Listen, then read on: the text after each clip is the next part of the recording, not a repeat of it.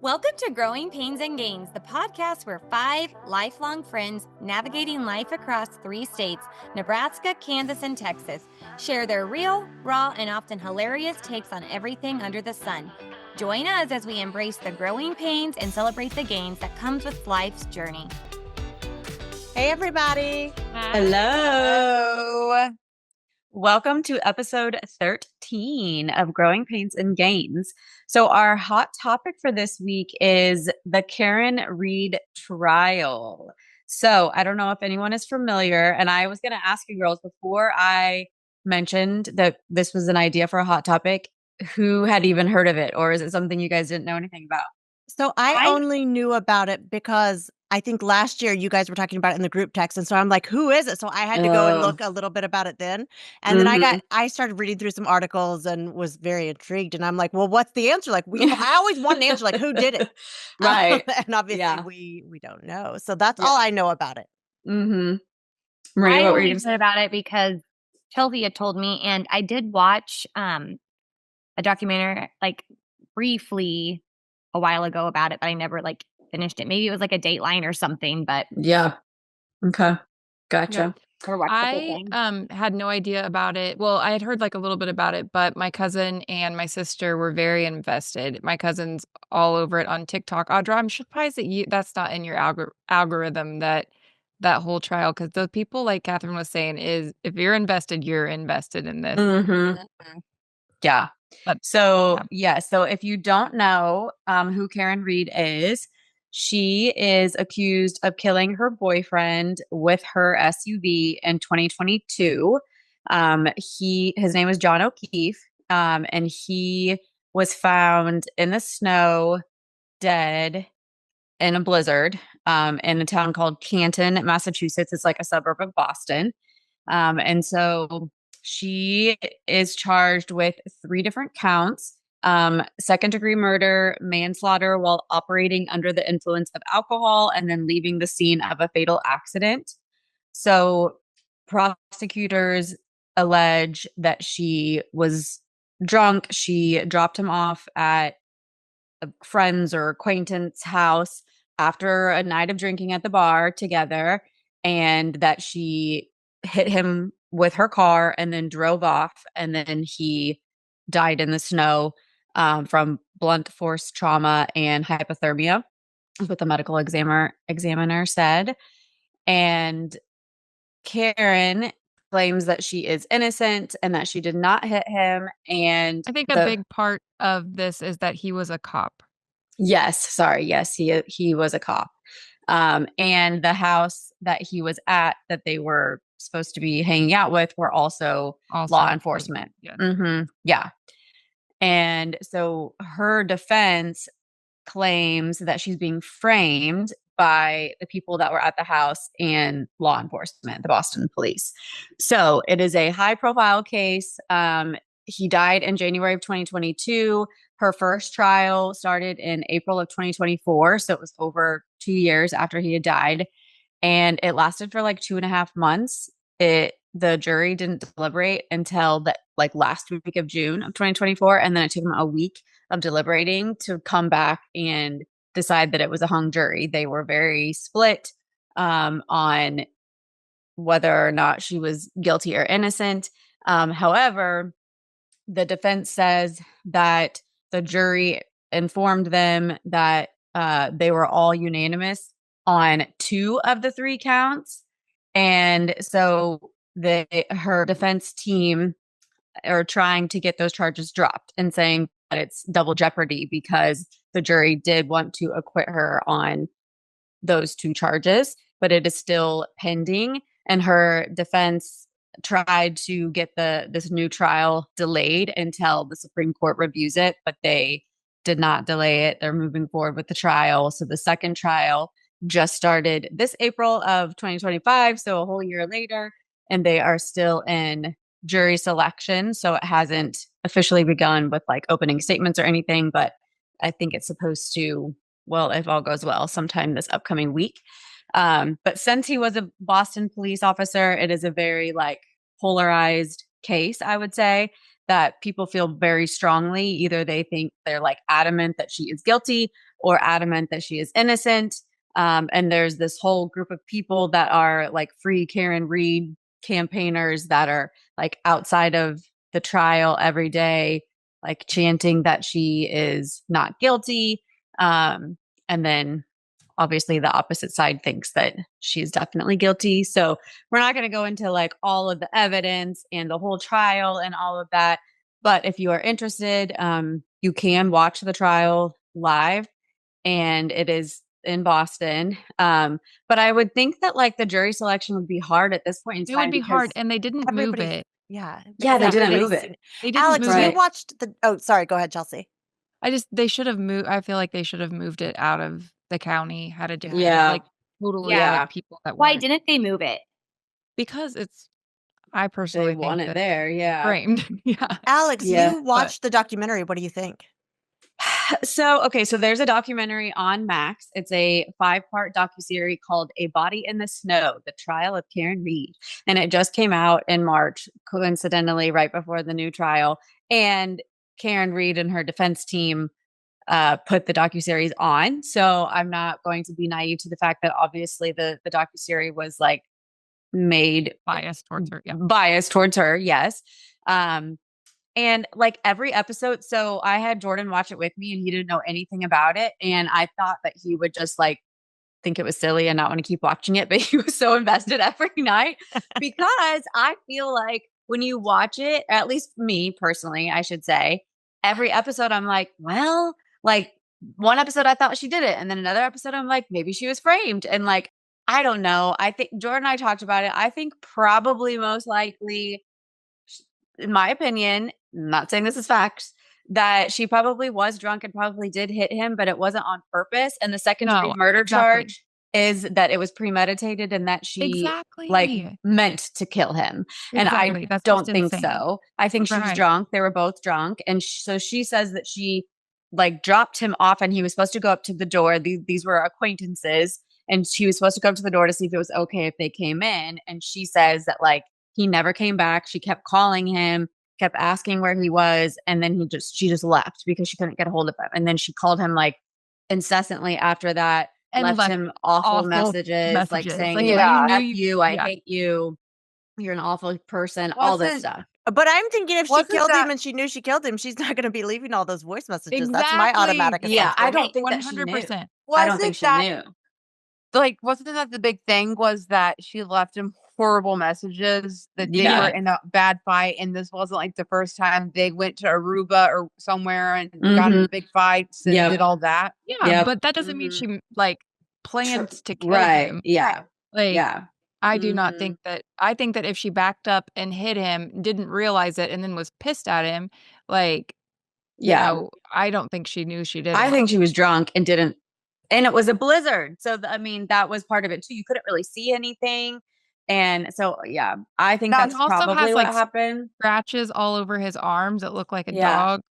And it bite. doesn't look like it's necessarily from a car. Yeah, At least that's what and the There was defense is nothing saying. on her car. I mean, I guess she wouldn't have been going fast enough to probably leave any damage. Well, her or- tail light was broken, but then there's the prosecution says that it's broken from hitting him. And then the defense says from their experts that it's not conducive to a pedestrian, like the way that the tail light was broken. It's not typical for how like a pedestrian injury or whatever would be.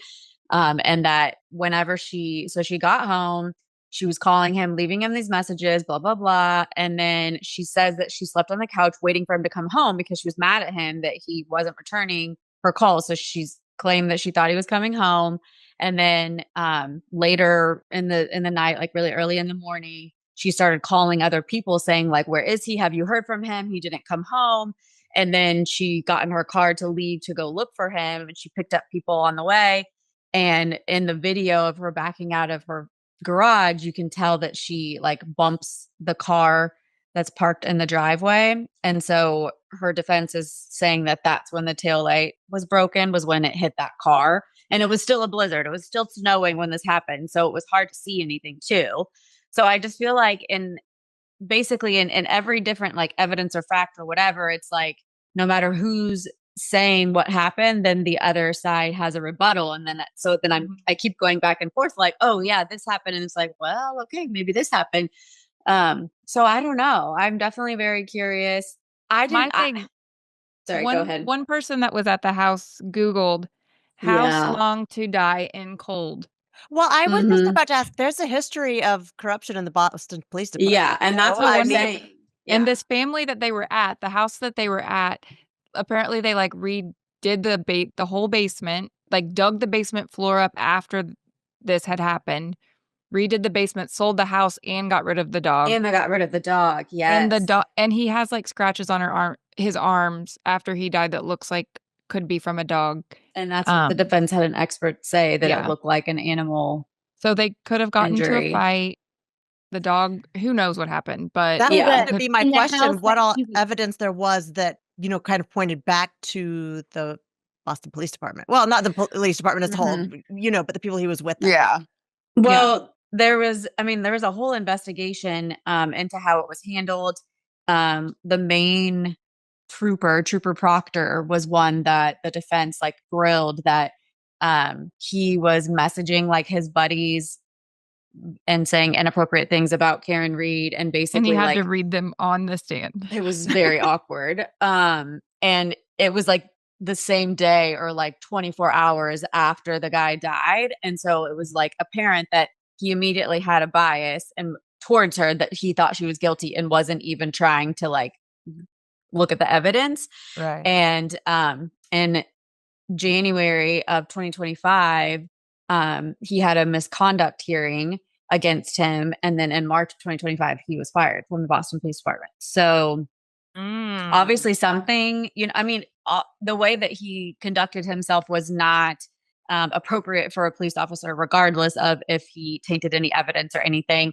There's a video of someone looking at Karen Reed's SUV, like law enforcement, and they are spending a lot of time at her tail light. And so the defense is saying that they right after that, conveniently taillights were found the taillights were not found in the snow in the morning, but they were in the evening. But also it was a blizzard and it was right. Yeah. So yeah, it goes both ways. And then that the scene of the evidence, they were using solo cups scene of the crime, excuse me, they're using solo cups to collect evidence, and like they weren't following protocol like they should have for something like that. And so that was something that they're saying. One of the guys that was in the house, Karen Reed and him had been like flirting via text. And those messages were read on stand. And so that's also like a theory that like maybe he found out about that or whatever. And there was an altercation about that because they were like in a relationship, Karen and John, and she was texting, flirting with this other guy. Like they were saying that they thought each other was hot and what are they going to do about it? And like stuff like that. I would hate to be on that jury. I know. Well, have you ever been on a jury? Oh, wait, hold on. I have, Chelsea. One other thing. So someone that was a juror on the first trial is now on Karen Reed's defense counsel for the second trial. Oh, yes. Wow. Like as a consultant or something? Mm-hmm. Yeah. And so they obviously feel strongly that she was innocent because she's a part of it. And she has all these high profile attorneys. Like she flew 2 in from California, and she told Vanity Fair in October of 2024 that she owed at least $5 million in legal fees. I was just about to say when you said that about flying people in, I was just about to say how much she must owe. Mm-hmm.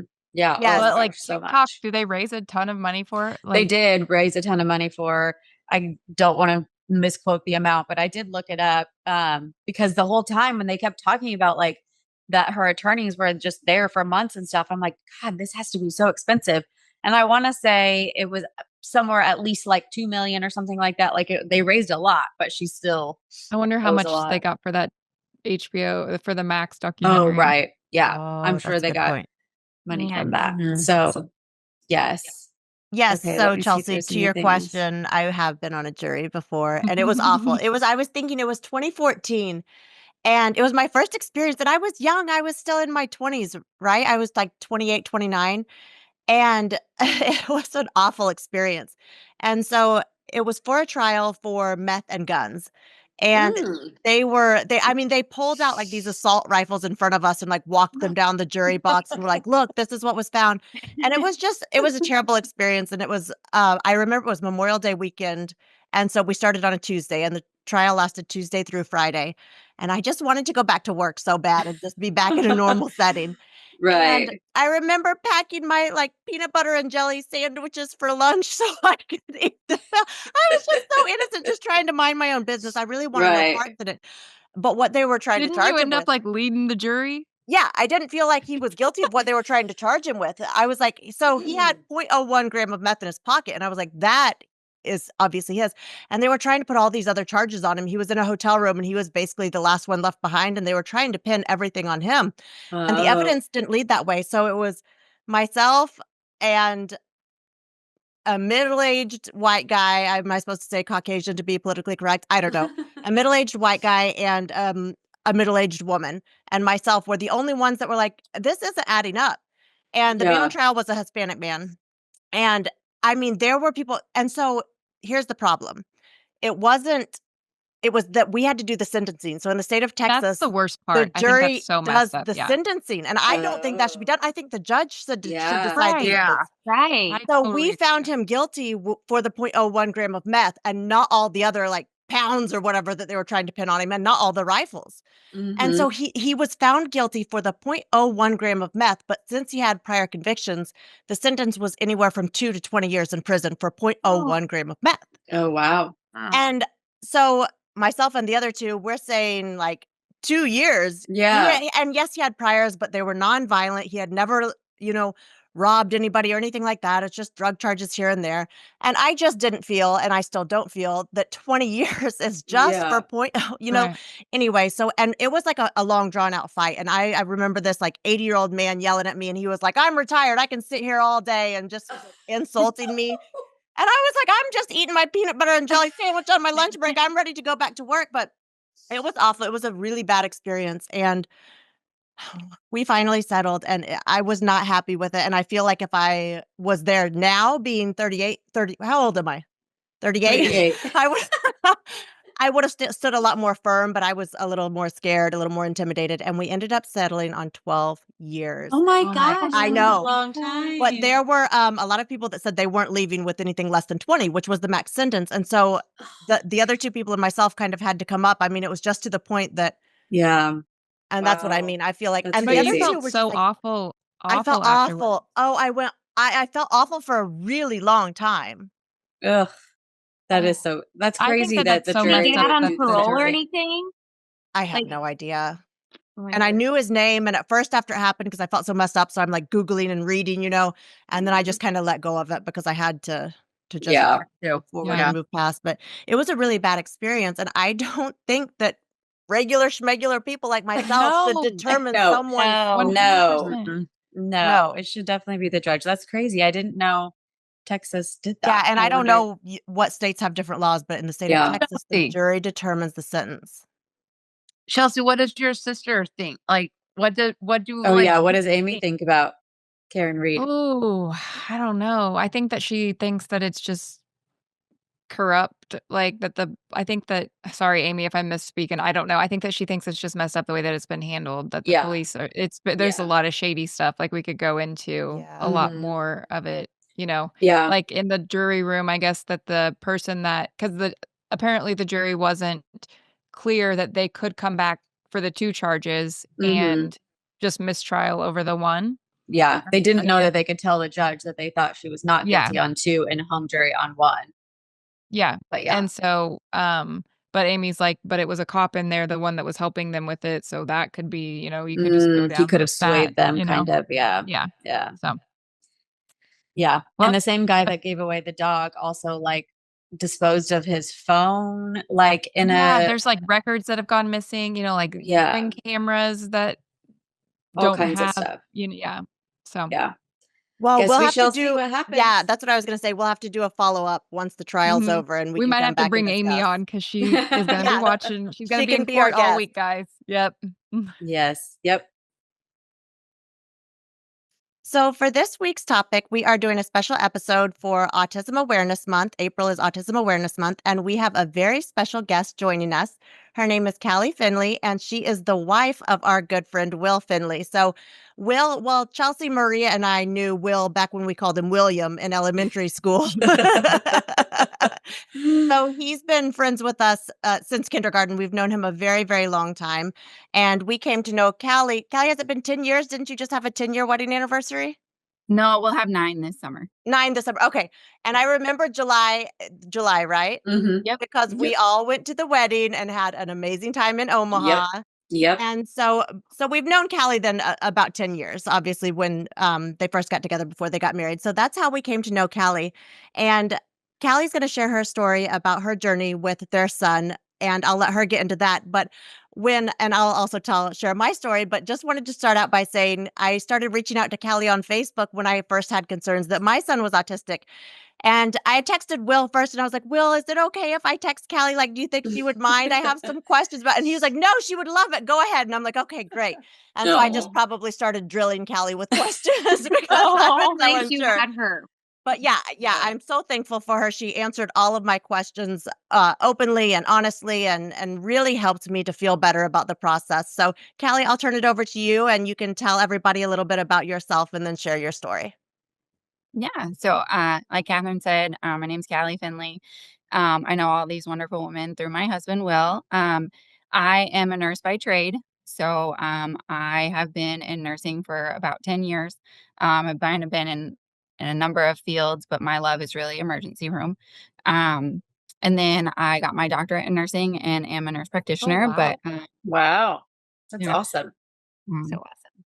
fun times. Fun times. Proud of that. You And did you, it. you got your doctorate after you're already a mom, right? That was our whole Yeah. last week's episode of being a Mhm. working mom. Yeah. Nice. So I bet that was a challenge. Yeah. I went back to school in 2018. Barrett was born in 17. I had Lincoln in 19, and then I graduated about 4 months pregnant with Turner. Wow. It's amazing. I took my kids to school with me probably more often than my professors would have liked. But Hey, you got to do what you got to do. Yeah. So I am a nurse practitioner, but I don't practice. I am in healthcare administration in the St. Louis area. So work as a quality manager. Nice. I love healthcare. I wouldn't change it for anything, but it's definitely tough. So that's a little about me. Will coaches college football, as you all know. I'm not sure that your listeners know, but that's why we're in St. Louis. Will coaches at Lindenwood. He coaches linebackers. So this is our third move. We love it, but you just never know when the time's going to come. You're going to be packing boxes again. So for now, though, we're going on our third season here, and it's a little bit different. He was the head coach prior. He's not now, which is great. And you were Much in a better for smaller them. school in a smaller town in Iowa before, right? Yeah. So he was the head coach at a NAI school in Iowa. We're now at a Division I school. I know, Alex, you were at our game when we played KU. So Yeah, it was so just fun. a little bit different scale here, but we love it, and Will loves what he's doing. So it's great. Yeah, so I mentioned my pregnancies, but I didn't mention necessarily my children's names. We have Barrett, who will be 8 in August. Lincoln will be 6 in July, and then Turner will be 2 in July. So I have 3 boys. Nice. They're all named after Nebraska football. Go Big Red. Yeah, go Big Red. Yeah, so that's the life of Kallie Finley in a nutshell. When it comes to being an autism mama, we found out that Barrett was likely neurodivergent, not sure what, at his 18-month checkup. He had been progressing like completely per all the pediatric milestones. And we did his 15-month checkup. Everything was great. And he was talking and, babbling intentionally, mama, dad, whatever, which was actually probably prior to when the milestone should have been. And then at 18 months, he was completely nonverbal. So something changed in those 3 months, and he just didn't speak, didn't make sound, nothing. He scored as like questionable on the MCHAT questionnaire, which is what they do at the 18-month checkup to look for signs of autism. And so we went back at 21 months. It wasn't the normal checkup. We should have gone back at 24, but because he was listed as questionable, they had us come back at 21. At 21, his score had increased, and we were basically told our child likely has autism. We started therapies right away. And we were in Kansas at the time, and they did like an AEA type of early education therapy. And so we started that that would have been like May of 19, but we moved in June of 19. So he only got a couple of weeks in Kansas. But before we even bought a house in Kansas, I already had set up my kids for well child exams. Not only because their birthdays were coming up, but just knowing that Barrett was going to need likely additional care, and we were going to need those referrals. So I think it was like 2 days after we moved in, I took my kids over to the doctor and started this there. So we started AEA therapy in Iowa, and it was great. They came to our house and did things. We had a speech therapist that worked with Barrett. And then we had like our AEA educator. She was a former preschool teacher that had additional certifications in like, early childhood development. And this was the small town in Iowa, right? Iowa. Yeah. And so did you feel like there was like the resources that you needed? It sounds like you had, great options. Okay. Yeah. Good. I mean, it was great for what we knew. Like, I don't think we knew different. I'm not, Right. I don't have a child with autism in St. Louis. I mean, obviously I have Barrett, but I don't have a small child in autism Right. in St. Louis. So I don't know necessarily if we had all the resources available, but we used everything we did have. Sure. Yeah. Which was huge for us. And then at the time, they wouldn't make a diagnosis till you were 3. Now they're willing to make diagnosis closer to the age of 2, but at the time 3. So we immediately got put on a wait list to go to the University of Iowa Children's Hospital to see a behavioral pediatrician to hopefully get a diagnosis of some sort, so we could actually have written prescriptive therapies. Then COVID hit, so our appointment got canceled, and so we were pushed a little bit, but we still had a wonderful group of support in Northern Iowa. One blessing that came out of COVID for us is that because Barrett was an AEA, when he went to 3-year-old preschool, the school was completely virtual during COVID that year. But you had an IEP or a special education plan, they let those preschoolers go to school. So there were like preschoolers in the whole building, and Barrett was one of them. And so he had one-on-one attention and a lot of like accommodating factors just that year to like get to see how school works without really being in the thick of a classroom all day. That's great. So when we finally did get a diagnosis, which would have been like November of 2020, we started in both speech and occupational therapy formally. So outside of the school district in private therapy. It was great for what we knew. I mean, Alex, like you said, it was what we had available, but it was your typical like cross the table type of therapies. And he really liked speech, but he hated OT. And of course, looking back, we should have scheduled OT first and then speech, but we had to drive 45 minutes, and that's how the schedule worked for us because it wasn't. We had to drive to a larger town to do it. And so he would do great at speech, and then he would like tank. And we always, because he was tired, right? Because he had back to back. But, hindsight, I think we probably should have done the less preferred activity, because now that we're in the thick of it and, we're going into year 7 of all of this, less preferred activities, you get them out of the way, and then you move on to more preferred. And Kathryn, I'm sure you can probably relate to that. And as moms, right? Like you do less preferred activities. But a child with autism, you can get them through because they're so excited for that more activity. It's like another level of joy. So we did that for a few years.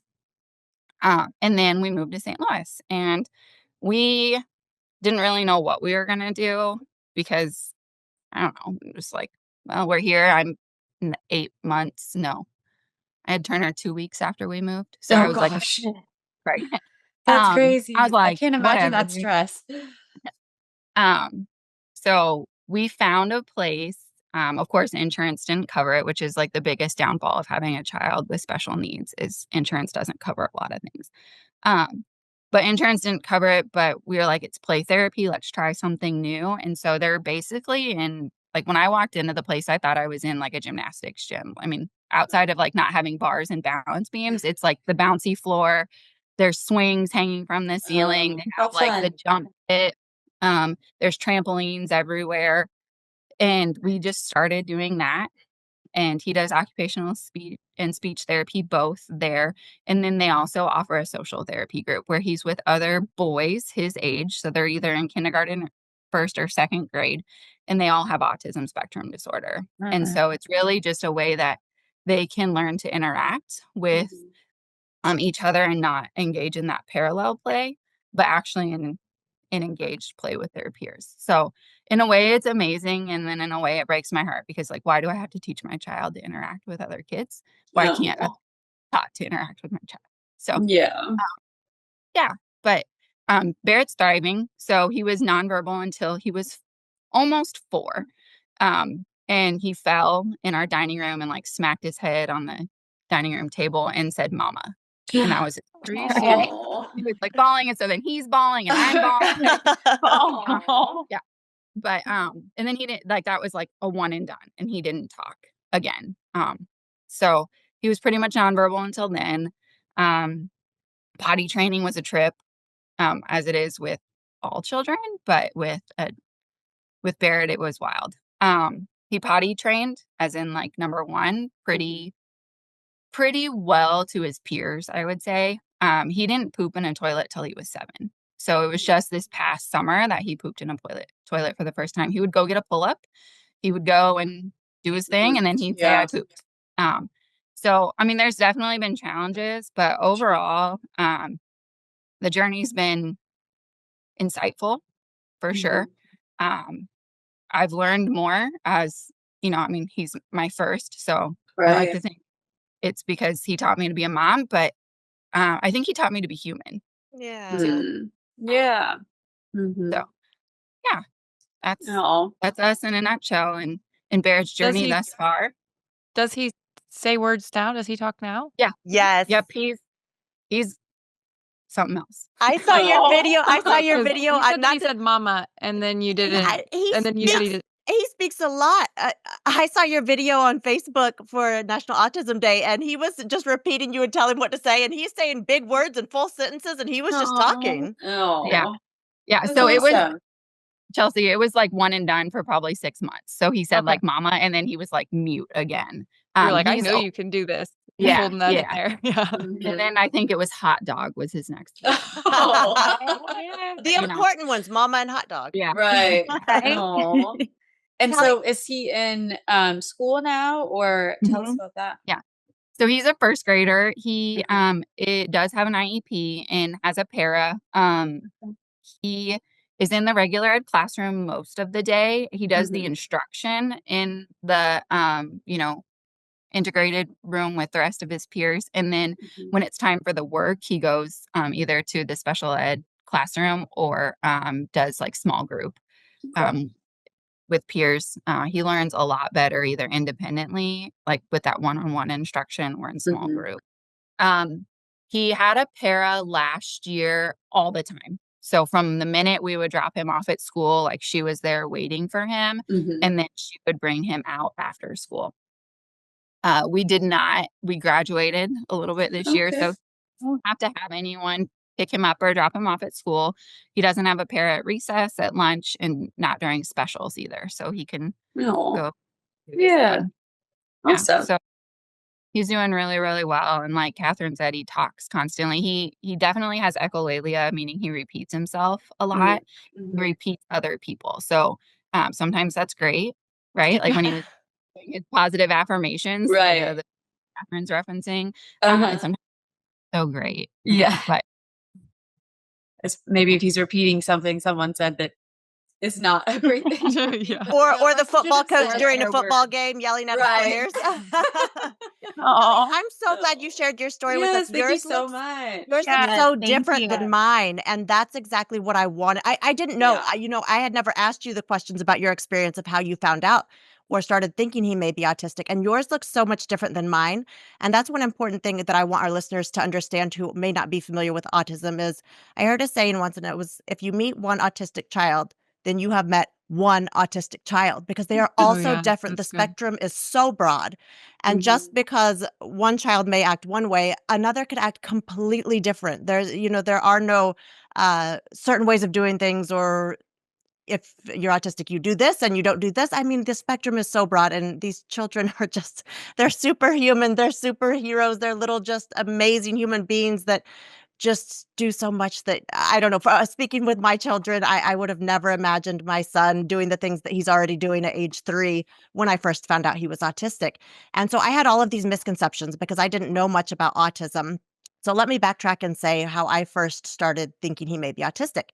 He was 9 months old and he wasn't responding to his name yet, which is a normal thing to start around 9 months old, but not really a concern until 12 months old. Well, I'm an overanalyzer and an overthinker about everything. So I start Googling, what if you don't respond to your name? At 9 months. At 9 months. Everything started coming up about autism, and I first started worrying.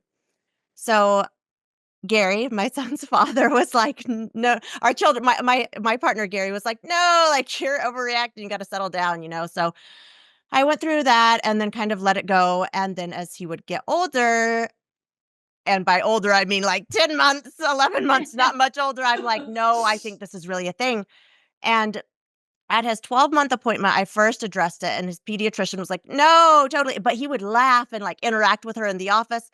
And my story is much different, like I mentioned, than Callie's, because we had no regressions. There were no regressions at all. And so he had delayed milestones, but it was all things that were like, he'll probably start doing it next month. Just wait. It was nothing to the point that, he's not pointing, waving, and clapping. Well, give it another month. He probably will. And everybody develops differently.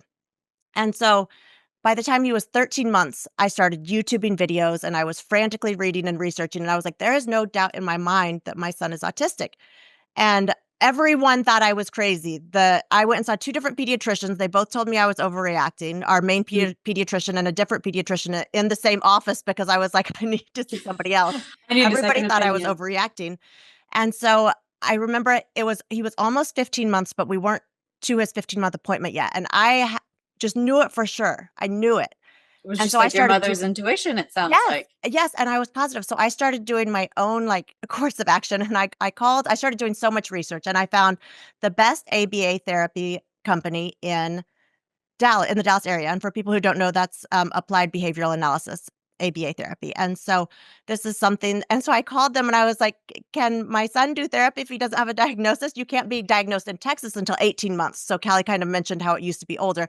In Texas, it's 18 months. And they were like, no, you have to have a diagnosis. These therapies are thousands and thousands and hundreds of thousands of dollars. But thankfully, our insurance does cover that. So we just pay out of pocket max. Anyway, so I go on my mission, and I'm not taking no for any answers. And by his 15-month appointment, finally his pediatrician is taking me seriously. And she was like, do you want to do the MChat? I'm like, sure, I already did one on my own, and I can tell you, like, here's the answers. Yeah. And she's like, okay, So yeah. the result. Yeah. I'm like, this is what he scored. I already did one at home. And so she gave me a list of referrals. So I go home immediately and start calling all of them. Well, a lot of them only do testing for, 3 to 6-year-olds or adults or this and that. And then I'm matching who our insurance accepts. So who does our insurance accept and who will start testing at 18 months? Keep in mind, he's still only 15 months. So I was able to find a place that had great reviews and that took our insurance and would test at 18 months. And I talked them into scheduling an appointment. He turned 18 months on Christmas Day. So I talked them into scheduling an appointment like on January 5th. So it was like after the holidays. But they were like, we typically don't schedule appointments until after they've turned 18 months. And I'm like, well, can you please put me on the schedule? And so they did it. They were like, that's not what we typically do, but we'll go ahead and put you on the schedule. Aww. So we started the process and we got him diagnosed very quickly. And I had the same ABA therapy place that I had called and talked to and cried on the phone to this woman, where she was so helpful. And she was one of the kindest ladies I've ever met in my whole life. And she got us on the wait list, because there are typically a lot of wait lists for therapy. And especially after COVID, things got a lot worse. They're better now, but things got pretty bad for a while. And so we were able to get the official diagnosis. The process took a few months, and there are lots of reports and lots of evaluations, and then the doctors need to review everything. And so by the time we finally got the diagnosis, they were ready. They had everything ready to submit to insurance, and he was able to start ABA therapy. It was in April of 2022, and I was due with Nova on I was due on May 9th. I ended up having her on May 6th, and we were able to get him started like a week before. And I felt so relieved that my baby was finally getting the help that he needs. And ever since then, he attends ABA therapy 5 days a week, Monday through Friday, 8 to 5. And they do speech therapy and occupational therapy. It's a different company, comes on site, and he does speech and occupational therapy.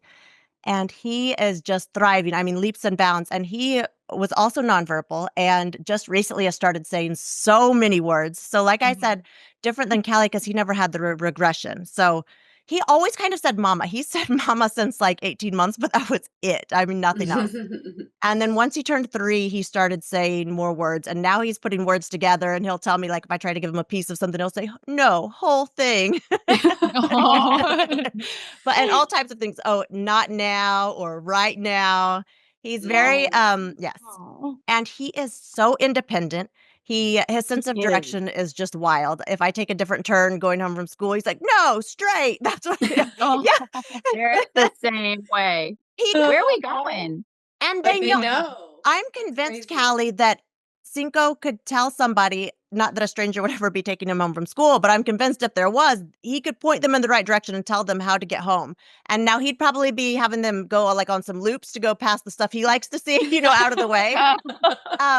But he is just so amazing. And everything, like every day, he just amazes us. And he'll start putting words together and say stuff. And Gary and I will just look at each other like, oh my gosh, have you heard him say that before? No. And he is so smart. And he is like Mr. Find a way to get it done. The other day, he took the squatty potty, put it in front of the refrigerator, climbed into the refrigerator. We have like a Dutch refrigerator with the doors open on top and then the freezers on the bottom part. Stood inside the refrigerator to reach up and grab a box of donuts he had seen hidden from him on top of the refrigerator. Of course, he's going to get the sugar like his mom. Yeah. That's so And funny. so, and he's just so happy all the time. He is. So his main things that we struggle with, Kallie, you can probably relate to this. So his biggest struggles are rigidity, like meaning stuck in his routine. He doesn't like changes in his routine, and denied access. So that's like at his school, if he wants to go to the gym and you say, no, it's time to go in the classroom and learn, he's going to throw a big old fit, and he's going to get big mad. And so I do not imagine him getting mad. Oh, no. He does. And but he doesn't. The only person he doesn't try it with is his dad, because he's like his dad's little best friend. And so if Gary's like, Cinco, that's all he has to say with his deep voice, and it just shuts down the whole tantrum. But he definitely tries it with me. And I just told Gary last night, I was like, I thankfully don't know what it's like to have like a possessive and controlling spouse, but I do know what it's like to have a possessive and controlling son, because he just like yesterday when I was trying to leave for brunch, he didn't want me to wear my hair down. So he brought me 2 rubber bands and was trying to put it up. I'm surprised he didn't want you wearing your bonnet. And so he said, Mama, stay home. And then last night, I guess he liked my hair down, because I put it in a ponytail, and he was like, no, down. It was like taking it down. I'm like, he tells me how to wear my hair, when to leave, when I can and can't leave. But yeah, he's my little best friend. And so Nova. So there is a 20% chance that if one of your children is autistic, that another one may be. So I already knew that there could be with Nova. Little boys are 4 times more likely to have autism than little girls. So when I found out Nova was going to be a girl, and this was, keep in mind, I got pregnant with Nova right around the time I was starting to get really concerned about Cinco having autism. So I was still very scared at this point. It's not scary anymore. I was scared at this point. I didn't know what to expect. I was still like, just scared. That's the best word. There's no other word for it. I was scared. And there was so much unknown, and I don't like unknown. I'm a big planner, and so I don't like unknown. So I was pregnant with Nova, and I remember praying like, God, please just let her be neurotypical. Please let her be neurotypical, which was such a silly thing. But that's where I was at that time.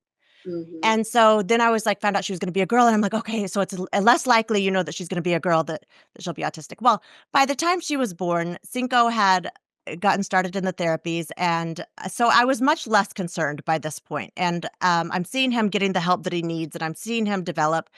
And so at first, I didn't see any signs. By the time she was 6 months, and Alex, you probably don't even really remember this. Well, I know you remember. So it was Christmas of 2022, and so she was 7 months at this point, and you came over to my sister's house for Christmas, and you held her, and I remember taking a picture, and just the way she was looking, I was like, I see it. I just see it. And it's just, as a mom, you just know. And I was like, I think she is autistic. I started seeing signs around 6 months. She was 7 months at that point. I think I waited till she was like 8 months or so, and then I told Gary, because I was just like, he's going to be like, listen, crazy lady, like, you're just overreacting, because the signs were so subtle and they were so hard to see. And if I wouldn't have had Cinco first, I would have never seen them, because they are harder to see in her. And so then I told him, and then he started kind of seeing what I was saying. And by the time she was probably like 9 months, I was like, without a doubt, like, I know she's autistic. And I had told her pediatrician, like, look, I know, and I know the drill, and no, I don't need your help, and no, I don't need your resources, and I've already got it figured out, because as soon as she turns 18 months, I'm going to go get her tested here, and then we're going to get her an ABA therapy here. And so I got her tested very quickly, was able to get her started in all the therapies. And again, I mean, she's just thriving. She turns 2 in May. And I just cannot wait to see the progress she makes. I know she's going to take after Cinco and just really, really take off. But this is what I will say. One thing that I want people to know, that if they don't know much about autistic children, is that they are amazing, and don't limit them because of their diagnosis or because of their label or whatever. They can do anything. Like, I would not be surprised if Cinco is the next president. Like, he could go do it. He could go do it. And he could do a great job at it. I mean, they just don't limit them. And I just truly believe they have superpowers. They do things that neurotypical children can't do. And just, that's my biggest thing. And don't be scared. So to any parents out there, if you ever, if you're going through it, don't be in denial, because denial doesn't do anything but hold your child back, and it's not going to change their circumstances. But if you see signs, take action, because early intervention is everything. Yeah. What are some signs that people could look out for? Yeah, I'll say mine, and then Kallie, you can share yours and maybe some that you saw. Well, a huge one, which is one we didn't experience, but what Kallie said, is regression. So if they're meeting milestones and then regress, that's a really big one. And we didn't experience that with Cinco or Nova. There was no regression. But the biggest ones that I saw were, besides speech, obviously speech delays, and Cinco makes great eye contact now. Like, he'll be getting in trouble and I'll be drilling him, asking him questions. Did you do this? And he'll look me straight in the eye and be like, yeah, no. I mean, his eye contact is fantastic, but it wasn't when he was a baby. And he did not do much social babbling. So he would make little happy noises, but there was no social babbling. So meaning, like, if I'm like, oh, goo, goo, goo, he's not going to do it back. And he didn't point, wave, or clap when he was supposed to be. And I say that supposed to be because it's like, it's not just autistic children, that everyone's different. Neurotypical kids, everyone's different. And so he was delayed on a lot of the milestones. But the biggest thing with both of them is that they were more interested in objects than people. And if somebody came up and started talking to them, they just kind of like not interested, which now, like, if you come up to Cinco, he's going to be all paying attention, wondering what you're doing, why you're talking to him, what you're doing there. But he didn't used to be like that. And people would say, like, if we'll be on a walk and they would try to talk to him, like strangers, they'd be like, oh, he's tired or she's tired. And I'm like, no, they're just not interested in you. And so that was the biggest thing I noticed, is just kind of not really interested in people much. And I can remember Cinco, when he was little, when I had the concerns, and we would be waiting out on the porch for Gary to get home from work. And I'd be like, Cinco, look, your dad. And he was just not interested. He didn't look where I was pointing, and he'd be avoiding. And now it's like, oh my gosh, he'll be like peeking out the windows waiting for Gary to get home. It's just, but those were the biggest things that I noticed, the biggest signs that I saw or didn't see, I guess I would say. Kallie, what about you? Yeah, so Barrett didn't have any of the hallmark signs. The things that you talk about, so responding to your name is a big one. If children don't respond to their name at that early age, Barrett always responded to his name. He'd always look. Other signs that he didn't have, but I know our hallmark signs, are the hand flapping around his face. It came, but it wasn't a sign at the time of his diagnosis. He does it all the time now. Stimming. So sometimes that's hand flapping. For Barrett, when the stimming came, he would run in circles. So he would just stand like almost like a dog chasing its tail. That started about the time he was like 3.5, but it wasn't anything that he didn't crawl in circles. He didn't walk in circles as a small child. He also loved physical touch. He's always been a cuddler. He still is now. And that's a sign in kids is that they don't want to be touched. They don't like that like intimacy of hugs and things like that. He always had good eye contact as well. So the biggest thing for us was just the regression. That was really his hallmark sign. And now, he's a toe walker. He walks on his tiptoes all the time. He's got the strongest calves in Missouri. And then he stims, and then his speech, while he does talk all the time, I mean, if you do engage in conversation with him, it doesn't take very long to recognize that there's some sort of delay, whether it's neurodivergency or a speech impediment or something.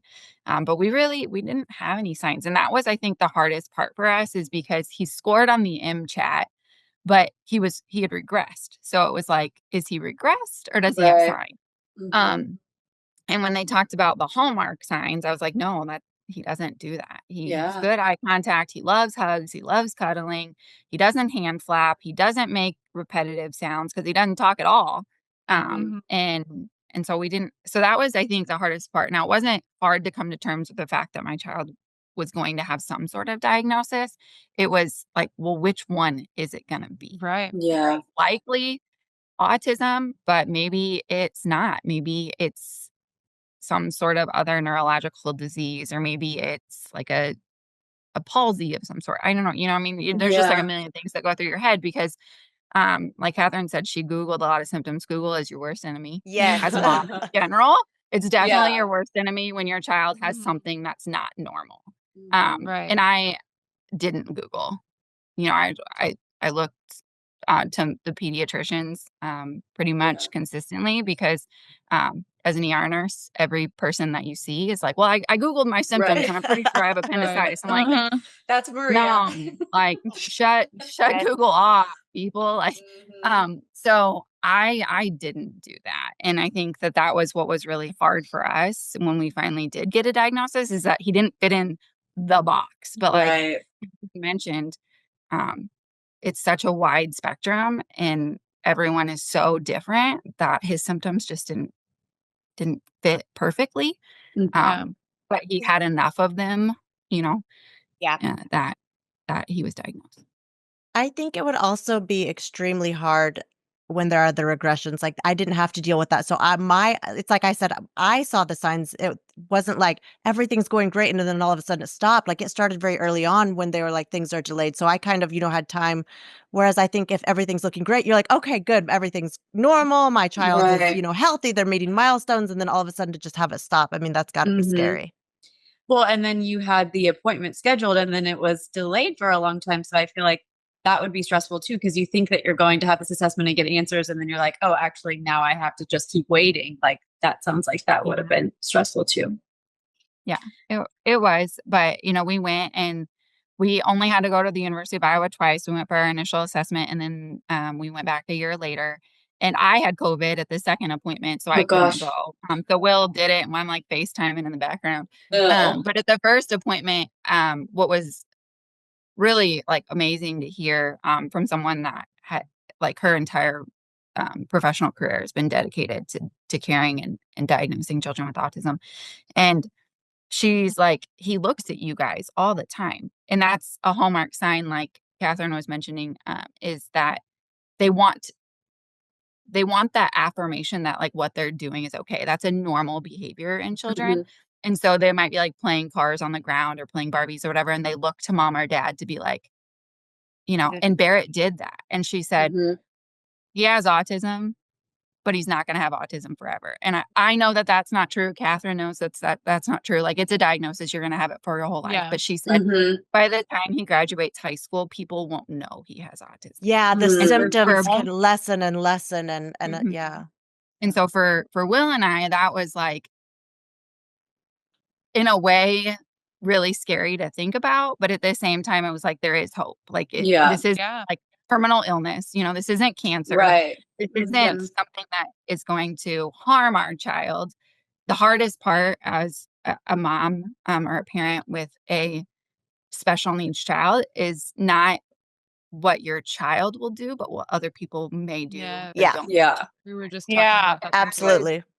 That was the hardest part, getting the diagnosis. Like, I remember driving home and calling my mom and like crying, and she's like, "It's okay, it's okay." And I'm like, "I know it's okay. Barrett's fine. Like, Barrett's Yeah. great. Barrett's amazing. I'm good."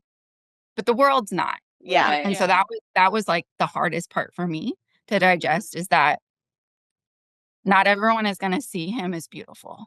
Right. And he's more susceptible for not being seen in a positive light because of his differences. You're not going to please everybody in the crowd. You can't make everyone happy. That's just being human. But Barrett, Cinco, Nova, they're more susceptible to not pleasing people and to being labeled. So that was the hardest part for me. And now that Barrett is doing so well, he sees it. And it was just last week, actually. I left daycare in tears. And Oh. they were like playing some Duck Duck Goose, or I don't know, some little kid game. And Barrett was it. And they were like, "Oh, this is going to be easy," and whatever. And Barrett left the game and like kind of went and sat by himself. And one of the daycare workers was like, "Barrett, what's wrong?" And he said, "Mean kids." So like, children with neurodivergence aren't dumb. They're not stupid. They understand the world, but the way in which they see it is different, and the way in which they express what they see is different. But they still see the same things we see, and they still feel the same emotions that we feel. And it hurts when your baby's hurting in general, but when it's because they're being bullied, it's hard. Yeah. Yeah. Ugh. That's awful. Mm-mm. Poor guy. Oh goodness. Thank you But so we much. have- Thank both of you guys for Yeah. sharing your Thank you. story. Yes, thank Thank you. you so much for sharing that. I'm Yes, going I to think share it's some so stats, helpful. and then Kallie, you had one that we had kind of discussed that I want you to share at the end, and we can discuss that a little bit. Sure. So, Yes. 1 in 36 children in the U.S. is diagnosed with autism spectrum disorder, according to the CDC's most recent data in 2023. Autism is about 4 times more common in boys than in girls. Most children are diagnosed after age of 4, but autism can be reliably diagnosed as early as age 2. Early intervention, before age 3, can improve learning, communication, and social skills, which is why I was hell-bent on getting my children the diagnosis and the help they need, because all I've heard is early intervention, and I wanted them. It's like I said, I just knew. So I'm like, okay, now come on and give me what I need so I can get them the help that they need. This one I found interesting. Autism diagnosis rates have increased across all racial and ethnic groups. Recent studies show that Black and Hispanic children are now being diagnosed at similar or higher rates than white children, possibly due to better outreach, access, and access to services. And what I will say, and I've said it many times, is I think there are more diagnoses now because there's so much more awareness. Yeah. And which is something I love so much. There's more awareness now than ever before. And I think about when we were growing up, when we were kids and our parents were kids, there was so much unknown. People didn't understand it. They weren't aware. They didn't know what to look for. And now it's like a requirement at pediatrician appointments that they look for those signs and that they talk to parents about it. And there's so much more awareness around it. And so now people are being diagnosed and getting the help that they need, and at an early age, whereas before it went missed for so long. Yeah. And then Kallie, you mentioned one that you wanted to share. So please go ahead. Oh, sure. Yeah. So one of the other things, and I think if you've been watching national news lately, you've probably seen stories about children with autism being found in bodies of water after a drowning. Children with autism are up to 160 times more likely to die from a drowning accident. And that's really because they're so drawn to water, and the sensory input that they require, water like gives all of that. It's really like an all-encompassing thing. And I think I know that Kathryn has different stories than we do, but like Barrett loves water. Like, we would never be able to have a swimming pool in our backyard. We wouldn't. If he was gone, that's where he would be. He loves being in the bathtub even. He loves lakes. He loves the beach. He loves all of it. And it really just gives him, and he wants to be neck deep. Like he wants to be totally submerged and feel all of the movement and having that feeling all over him. But Does yeah, he know it's how to scary to swim? think of. He's in swimming lessons. He does know in ways how to swim, but he would not be able to like Okay. do Yeah. it on his own. And a lot of that is because he doesn't have the gross motor skills to like do a Okay, yeah. stroke or tread the water for long enough. But yeah, it's scary I to didn't think know about. that. So scary. Yeah, that's something. And I had mentioned to Kallie, so we live right by a lake, and we had Cinco in swim lessons when he was a baby, and we're getting ready for him to start again. And we're actually going to have him in group lessons because now his verbal understanding and communication has increased so much. So we are going to have him in a group class. But he loves the water, just like Kallie said. Anytime he can get in the water, he will. And I do believe he could be a great swimmer, and because he's very athletic, and that's one thing that a lot of children with autism, they have gross motor issues, or don't have certain strength, and that's why they're in things like occupational therapy and physical therapy. And he does not miss a beat when it comes to those types of things. I mean, climbing, jumping, shooting the basketball, running, swimming. He's just got it. And so that's something that I want him to not only know for safety reasons, but I'm like, this could be so therapeutic for him to just swim, to relax, as he gets older, because swimming is therapeutic for anybody. But as much as he loves the water, I'm like, that's something that he could do. And it's even like a competitive sport he could do if that's something, because children with autism are better suited for like individual sports like golf or versus team. And not saying that they can't do it, but it's just one of those things.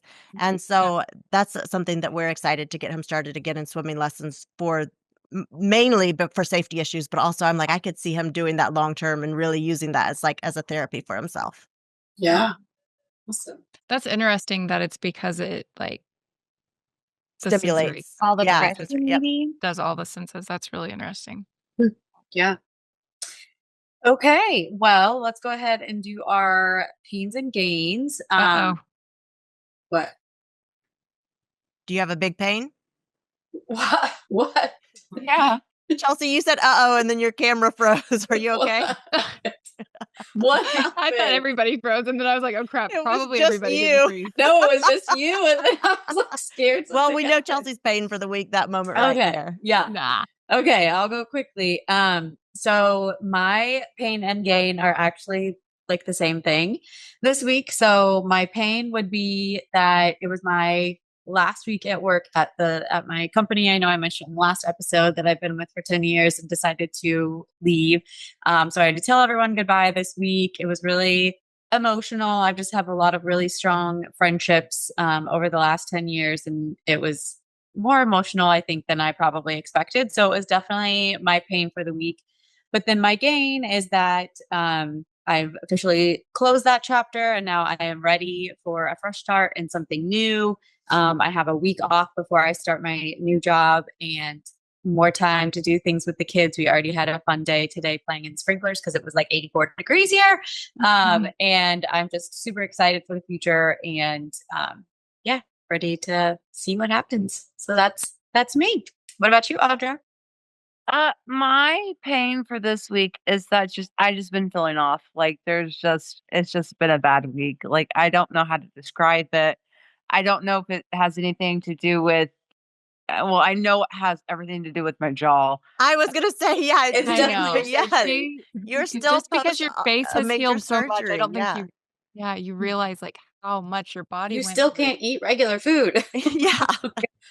Yeah, it's just been a really, really, really trying week, and I have been more emotional than I've ever been before. So that's been really, really hard. My gain, I honestly, this week has just been a really hard week. I don't think I have a gain for this week. Oh, come on, no. You got a new car. You went to brunch earlier with your friend. That wasn't a gain. Car, I did get a new car. Come on, Audra. Debbie Downer. You got a new Kallie, car I don't know and if you went you to know, brunch but with your Audra- friends. Yeah, I don't know if you're like following the podcast, but Audra had jaw surgery. So Right. Yeah. I don't know if you knew that. Okay.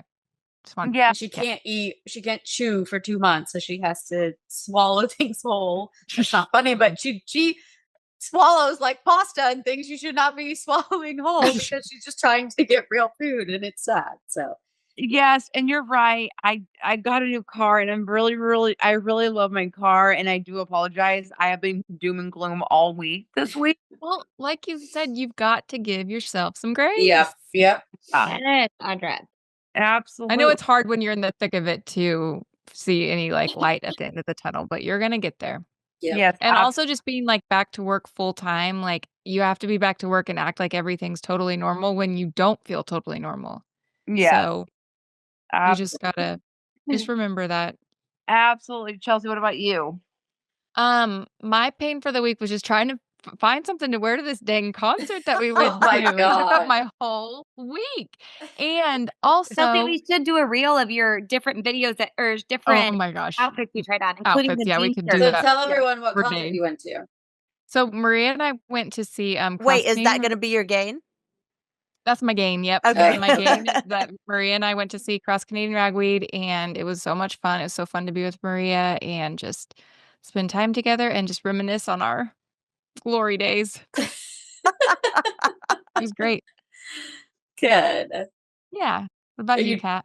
You're just sitting there thinking about your alphabet. Who was gonna Yeah, I I know. was. I was. My pain for the week, which was not that big of a pain, but yesterday, Cinco got the whole jug of apple juice out of the refrigerator like he always does and was drinking yeah. straight from the jug like he always does. And he did not learn that from me. Learned that from his dad. And he took the jug over to the coffee table. I'm like walking in and out, folding laundry, getting the house cleaned up. And I come back out, and apparently he had left it there. And Nova came along, and I don't know if she was trying to get Shit. herself a drink too, or if she just knocked it over. But the whole jug was like dumped all over the rug. Oh no. Well, his iPad was there. I didn't realize it had gotten all over the iPad and all in between, like the iPad and the foam case, until it was too late and the screen is no longer working. So, Oh no. and the iPad is a necessity in our house, so we had to go. Can you put the to bed. iPad in rice? Does that like work? Well, I the same tried. thing as Gary phone? was like, "Go put it in rice," so I did. And yeah, nothing. So we went to Best No. Buy today and got a new iPad. And Cinco was so proud. He was strutting out of Best Buy with his new iPad bag and was so excited. And he said he kept saying last night, "iPad broke." Like, yeah. So that was my pain. My gain was just now you all letting me talk about my babies, because that's always like my Oh. favorite thing to do. And I could do a whole entire separate podcast just talking about my babies nonstop. I probably wouldn't have anyone listening but my mom. But that was that was definitely my gain, just being able to talk about my babies and share a little bit about autism. And Kallie, thanks so much for joining again. It was awesome to have you here. Maria, what about you? My pain would be that our weekend of Cross Canadian Ragweed is over. We've been Oh, looking forward to this since tickets went on sale in October. And my gain would be just this weekend getting to go and watching Chelsea do the sledgehammer. Oh god. we definitely have to do a reel with that sledgehammer. Yeah, we totally What is could. that game called? Like a sledgehammer game, like at a At circus- a carnival. Or, at a carnival, and you hit it. Yeah, But you it were was whacking so- it, Chelsea. I I kept was telling her to whacking hit it and hit it hard.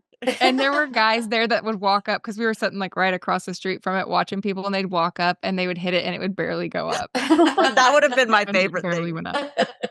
Yeah. We That's were so laughing so funny. hard. Yeah. What about you, Kallie? Kallie? Yeah. Well, I think I kind of already shared my pain. Having your child have to deal with normal Yes. childhood things, but especially because of their differences. So Mhm. hearing Barrett kind of talk about that was definitely a challenge. But on the flip side, seeing just the amount of support, I think I've been posting something about autism like every day this month, and Mm. people that are like, "Thanks for sharing your story," and stuff. Yeah. I think that's been a big gain this whole month. It's not just this week, but the month of April, and how much Barrett really is loved. It's Mhm. beautiful. Yeah, Yes. absolutely. Yeah. I love seeing your posts. Mm-hmm. Yeah. Yeah. Me too. And we're so glad that you could join us. Thank And you, hopefully Kallie. Yes, thank you we so can much. do a Kallie. small part to spread awareness from our episode as well. And tell All Will, right. thank you for letting us steal you. Yes. Yeah. He's probably handling bedtime right now. Yes. All Yes. right. Thank you for joining us for the podcast you didn't know you needed. Now you know, so we hope you'll join us next week on Growing Pains and Gains, where we'll be doing another pop culture episode. Woo-hoo!